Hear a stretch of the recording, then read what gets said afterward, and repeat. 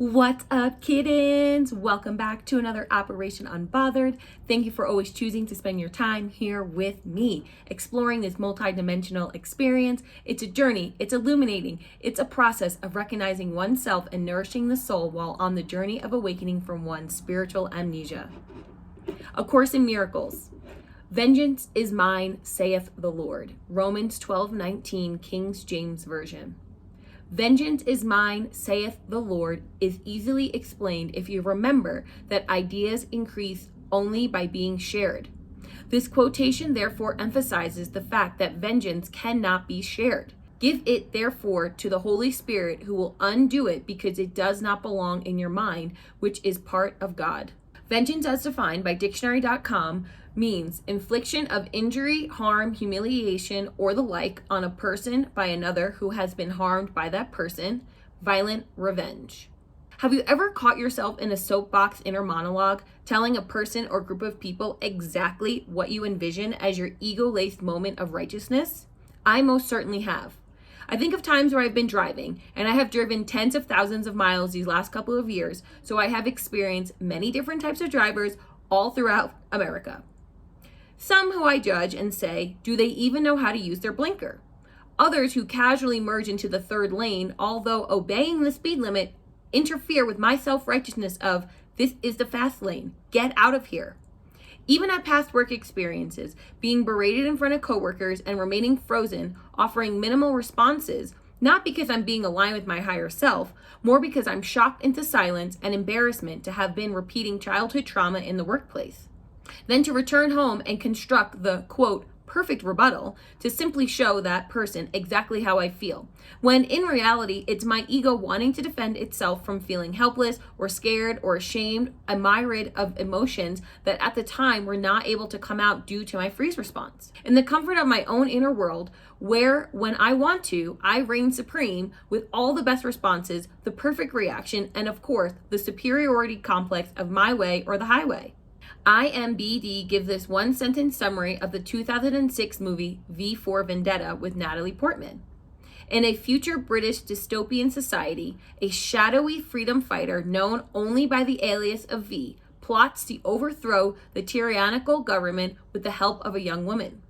I have watched this movie many times for many reasons, and the one that came to me while reflecting was how unexpected the energy exchange between Natalie Portman's character and V evolves. This sense of a person who was so single-mindedly determined to make a point, and I'm not making a values judgment here, simply reflecting on the relationship dynamic, that V was adamant, patient, planning, intentional in how his vengeance would take place. Vendetta, as defined by the Merriam-Webster dictionary, states, an often prolonged series of retaliatory, vengeful, or hostile acts or exchanges of such acts. Now, I've never been in V's position, so I cannot comment on how I would actually respond. However, in the sense of being unbothered and also remembering the Bible verse, it would be above my pay grade to, in my own hands, to move forward with any sort of plan of retribution. This may sound bizarre. This may sound weak and not meek. However, being unbothered means that sometimes, or rather in my universe, a majority of the time, unless explicitly provided directions by source, which I have my modes of communication, which include music and other symbolism, I surrender to the karmic outcome. Even internally, when I find myself on my soapbox asking for forgiveness for allowing myself to direct such negative energy outward. In the secular world, the sharper the tongue, the more immediate gratification. However, that energy is being sent to a fragment of the same source I too am from. And for me, that means I'm sending that energy to myself. Yuck, whoops, and no thank you. Having the self-awareness to say, please forgive me, I am sorry, thank you, I love you, even when the initial emotional reaction is, you should be asking me for forgiveness, I'm not sorry, I'm feeling bitter, you are not welcome, and I don't even like you, so how can I even fathom loving you? These sorts of thoughts are all energy, and I do not want to have the latter directed at me. So being aware and being in tune and being awakened to the fact that we are all energetically connected halts me from moving forward, even internally, with vengeance. Again, above my pay grade. And for me, looking at the lesson to why am I being activated and why is my response not first of loving kindness and instead of nastiness? As a former mean girl filled with unacknowledged jealousy, envy, and a comparative mindset, this took time to be able to, again, embrace the pause between the stimulus and my response. Study Notes ABA defines affective as one of the 7 dimensions of ABA.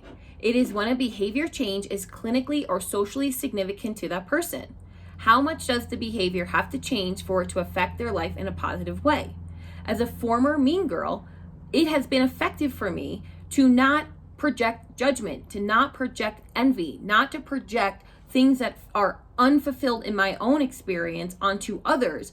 It is that sense of looking inward to figure out what do I need to work on rather than looking outward and trying to control the outcome of other people's experiences. Seneca said, "Poverty isn't having too little, it's wanting more." For me, I don't want more disharmony. I don't want more vengeance. I humbly request the universe, my ancestors, the Holy Spirit, and Source to nourish me with the skills, mindset, and ability to remain unbothered and have the knowledge that whatever is meant to transpire will do so in divine timing. I am not always the person directly learning the lesson. Many times I am also the messenger delivering the message. This is an energetic exchange. And being unbothered supports me with identifying my role in the moment without reacting or making decisions out of alignment of what my purpose as a miracle worker in that moment is guided to be. I forgive myself and my brothers when I do enter into the secular self-righteousness outside of my miracle-mindedness. Space and grace, space and grace, space and grace. With that, everyone, I wish you a grand rising, a grand afternoon, a grand evening, wherever you are in the world. Blessings and abundance, love and light, and I will see you tomorrow. Bye.